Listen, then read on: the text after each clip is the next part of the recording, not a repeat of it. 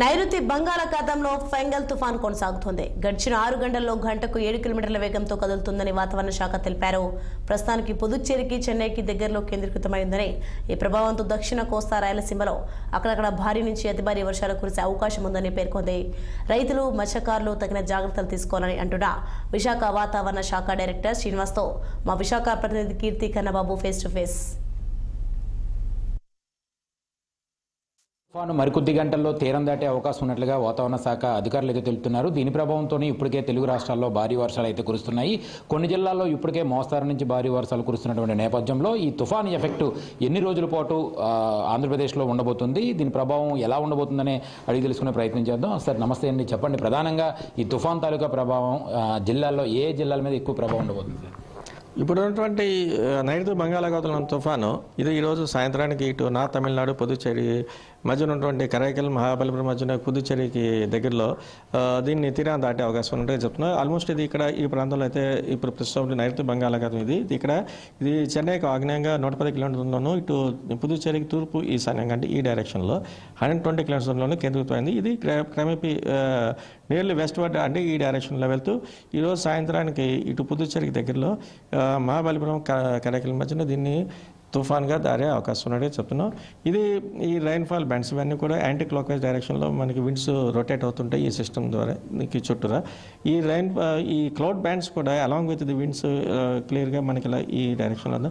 Along with ఇక్కడ ఇవన్నీ కూడా డెన్స్ క్లౌడ్స్ అంటే తమిళనాడు ఈ ప్రాంతంలో ఎక్కువ మనం చూస్తున్నాం, నార్త్ తమిళనాడులో.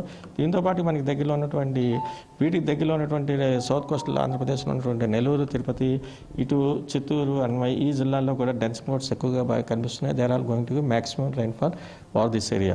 As the system is coming close to this system, ఈ బ్యాండ్స్ కూడా ఇవన్నీ ఇటు ఉత్తరాంధ్రలోను, ఇటు మిగతా జిల్లాలో అయినటువంటి ప్రకాశం కానీ, వైఎస్ఆర్ కడప కానీ, ఇటు west Godavari, other districts of Uttarandhra వీళ్ళందరికీ కూడా గుడ్ రైన్ఫాల్ వచ్చే అవకాశం ఉన్నట్టుగా మనం ఫోర్కాస్ట్ అయితే ఇస్తున్నాం. నెక్స్ట్ విండ్ స్పీడ్స్ కూడా 15 నుంచి 60 కిలోమీటర్స్ వరకు వెళ్ళే ఛాన్స్ అయితే ఉంది. ఇప్పుడు ఉన్నటువంటి ఈ సైక్లోన్ స్టార్మ్ యొక్క ట్రాక్ అయితే ఎలా ఉందన్నది మనం how we are predicting with our models అనేది కూడా మనం స్పష్టంగా దీంట్లో ఈ ప్రోడక్ట్ ద్వారా చూడొచ్చు. ఈ మోడల్స్ ద్వారా జనరేట్ చేసినటువంటిది track of the cyclonic storm అంటే ఇది ఆల్మోస్ట్ మన ఫోర్కాస్ట్ ఎలాగ ఇచ్చామో అబ్జర్వ్ ట్రాక్ కూడా ఆల్మోస్ట్ అలాగే వెళ్తుంది. ఇది డీప్ డిప్రెషన్ స్టేజ్ అంటే 26. ఇది శ్రీలంకకి ఇదంతా శ్రీలంక ప్రాంతం, దానికి ప్యారల్గా ఇలా how it is cutting as we forecasted. ఇది ఇలాగ మన అబ్జర్వ్ ట్రాక్ అలాగే నెక్స్ట్ ఈ డైరెక్షన్లో వెళ్ళి నెక్స్ట్ ఇలాగ నార్త్ వెస్ట్ డైరెక్షన్లో ఇది ఇలా వెళ్తూ డీప్ డిప్రెషన్ మరి ఈ ప్రాంతం అరౌండ్ 29th ఇది సైక్లోనిక్ స్టార్మ్గా మారింది. ఇప్పుడు అయితే ప్రస్తుతం అయితే ఇప్పుడు ఇక్కడ ఈ ప్రాంతంలో అయితే ఇక్కడ సైక్లోనిక్ స్టార్మ్ ఫైనల్గా ఇక్కడ ఉంది. ఇది ఈ డైరెక్షన్లో అంటే ఇప్పుడు ఇక్కడ చూస్తే ఇప్పుడు ఇది ఫోర్కాస్ట్ ట్రాక్. ఇది ఈరోజు సాయంత్రానికి ఇటు పుదుచ్చేరికి దగ్గరలో తీరాన్ని సైక్లోనిక్ స్టార్మ్గా దాటే అవకాశం ఉంటే చెప్తున్నాం. అప్పుడు మ్యాక్సిమం విండ్ స్పీడ్స్ ఎంత ఉంటాయి అనేది కూడా మనకి మోడల్స్ ద్వారా మనం చేస్తాం. ఇది 70 to 80 కిలోమీటర్స్, మ్యాక్సిమం 90 వరకు ఈ ప్రాంతంలో వచ్చే ఛాన్స్ అయితే ఉంది. ఓకే, ఈ ప్రభావం ఈ జిల్లాలతో పాటు కూడా తెలంగాణ వైపు ఏమైనా ఉండే అవకాశం ఉందంటే? తెలంగాణ గురించి అయితే మనం ఎక్కువగా అయితే మన ఆంధ్ర వరకు అయితే మనం సైక్లోన్ వార్నింగ్ సెంటర్ ద్వారా అయితే చెప్పడం జరుగుతుంది. మ్యాక్సిమం ఇంపాక్ట్ అయితే మనకి ఇటు సౌత్ కోస్టల్ ఆంధ్రప్రదేశ్, రాయలసీమ, కొన్ని జిల్లాల వరకు ఉత్తరాంధ్ర వరకు అయితే దీని ఇంపాక్ట్ ఉంటుంది. ఇది ఈ రోజుతో పాటు రేపు కూడా కొంత రైన్ఫాల్ ఇంటెన్సిటీ తగ్గినప్పటికీ కొన్ని జిల్లాలకి రేపు కూడా రైన్ఫాల్ కనిపిస్తుంది. ఎన్ని రోజుల పాటు దీని ప్రభావం ఉండొచ్చు సార్? మత్స్యకారులు తీసుకోవాల్సినటువంటి లేదా రైతులు తీసుకోవాల్సిన జాగ్రత్తలు ఏంటి? ఇప్పుడు మత్స్యకారులకు అయితే మనం చెప్తున్నాం almost total suspension of the fishing operations అయితే మనకి చేయడం జరిగింది. అలాగే రైతాంగానికి కూడా అందరికీ కూడా ఏ ప్రాంతాల్లో మనకి భారీ వర్షాలు ఉన్నాయి, అతి భారీ వర్షాలు ఎక్కడెక్కడ వస్తున్నాయి, అలాగే అవి వాటి ద్వారా వచ్చేటువంటి అంటే ఎటువంటి ప్రాబ్లమ్స్ వల్ల ఇవి ఎక్సెస్ వాటర్ని డ్రైన్ అవుట్ చేయడానికి ప్రాపర్ సిస్టమ్ని తయారు చేసుకోవాల్సిందిగా, అలాగే స్టాండింగ్ క్రాప్స్ ఉన్నప్పుడు అక్కడ ఉన్నటువంటి ఎక్సెస్ వాటర్ని రిమూవ్ చేయడానికి ఎటువంటి జాగ్రత్తలు తీసుకోవాలి, ఏ రకంగా వాళ్ళ క్రాప్స్ని మనం కాపాడుకోవాల్సి ఉంటుంది అన్నది వీటికి సంబంధించిన information with rainfall information and wind information వీటన్నింటినీ కూడా కాంప్రహెన్సివ్ బులెటిన్స్ ద్వారా త్రూ అగ్రికల్చర్ డిపార్ట్మెంట్స్ ద్వారా రాష్ట్రంలో రైతాంగం అందరికీ కూడా మనం చెప్తున్నాం.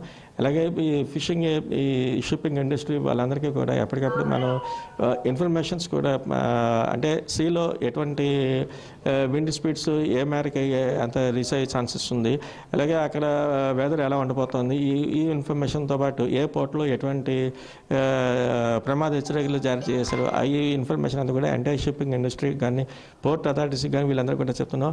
దీని యొక్క ఇంపాక్ట్ ఎక్కువ నెల్లూరు జిల్లాలో ఉండడం చేత అక్కడ ఉన్న కృష్ణపట్నం వాటర్కి అయితే డేంజర్ సిగ్నల్ నెంబర్ 6 వేయడం జరిగింది. అలాగే మిగతా మేజర్ పోర్ట్స్ అందరికీ కూడా 3వ నెంబర్ ప్రమాద హెచ్చరిక వేయడం జరిగింది.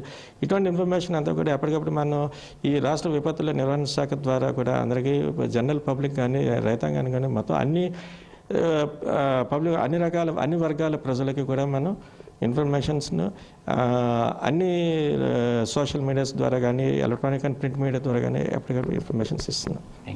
అయితే మొత్తానికి ఈరోజు తీరం దాటే సమయానికి కొంత వేగంగా వర్షాలు పడే అవకాశం ఉంది. అయితే దీని ఎఫెక్ట్ రేపు కూడా ఉండబోతున్నట్టుగా కొంత సమాచారం అయితే అందుతున్నటువంటి పరిస్థితి ఉంది. అయితే ఈ ఫెంగాల్ తుఫాన్ తాలూకా ప్రభావం కొంత ఇంకా తెలుగు రాష్ట్రాల్లో ఉండే అవకాశం ఉంది కాబట్టి ఖచ్చితంగా దీనికి సంబంధించినటువంటి మత్స్యకారులు అలాగే ఆ రైతులు కూడా జాగ్రత్త వహించాలి. మరో కొద్ది గంటల పాటు కూడా దీని ప్రభావం ఉండబోతుంది కాబట్టి అందరూ ఖచ్చితంగా జాగ్రత్త అయితే వహించాలని అయితే చెప్పడం జరుగుతుంది. కెమెరామ్యాన్ విజయ్తో కన్నబాబు, విశాఖ వాతావరణ శాఖ నుంచి.